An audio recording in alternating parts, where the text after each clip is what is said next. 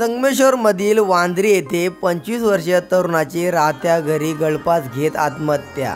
उच्च शिक्षण घेऊनही नोकरी नसल्यानं उचललं टोकाचं पाऊल। सुसाईड नोटमध्ये जे लिहिलंय ते जाणून घेण्याआधी चॅनलवर नवीन असाल तर नक्की सबस्क्राइब करा। संगमेश्वर तालुक्यातील वांद्री कुणबीवाडी येथील 25 वर्षीय प्रथमेश दत्ताराम सनगरे याने राहत्या घरी खोलीत लाकडी भालाला नायलॉन साडी बांधून त्याचा फास आपल्या गळ्याला लावून आत्महत्या करून स्वतःची जीवनयात्रा संपवली।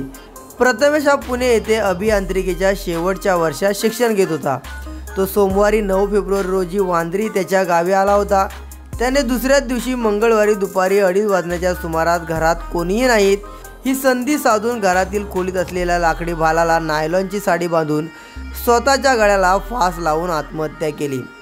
प्रथमेश याने गळफास लावल्याची माहिती संगमेश्वर पोलीस ठाण्याचे पोलीस उपनिरीक्षक चंद्रकांत कांबळे, पोलीस उपनिरीक्षक शंकर नागराजे, पोलीस हवालदार सासवे, कॉन्स्टेबल लोखंडे, आटोळे, बिकट पोलीस चालक सचिन जाधव हे घटनास्थळी पोहोचले। यावेळी पोलिसांनी त्या ठिकाणी आत्महत्या करण्यापूर्वी प्रथमेश यांनी लिहून ठेवलेली चिठ्ठी सापडली। या चिठ्ठीत उच्च शिक्षण घेतलेले असतानाही नोकरी नसल्याने जीवनयात्रा संपवत असल्याचे लिहिलं आहे। संगमेश्वर पोलीस ठाण्यात आत्महत्याची नोंद करण्यात आली असून अधिक तपास पोलीस निरीक्षक अमित यादव यांच्या मार्गदर्शनाखाली पोलीस निरीक्षक राजेश शेलार करत आहेत।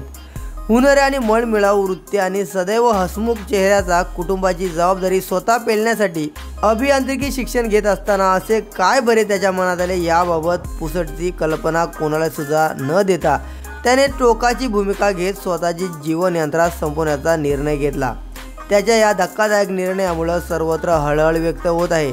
तर मित्रांनो, असं टोकाचं पाऊल उचलण्याआधी तुमचे असणारे प्रॉब्लेम कुणाशी तरी बोलून किंवा कुणाशी तरी बोलून सुटतात का याचा विचार एक वेळा जरूर करा आणि अशा प्रकारच्या होणाऱ्या अपघातापासून वाचा।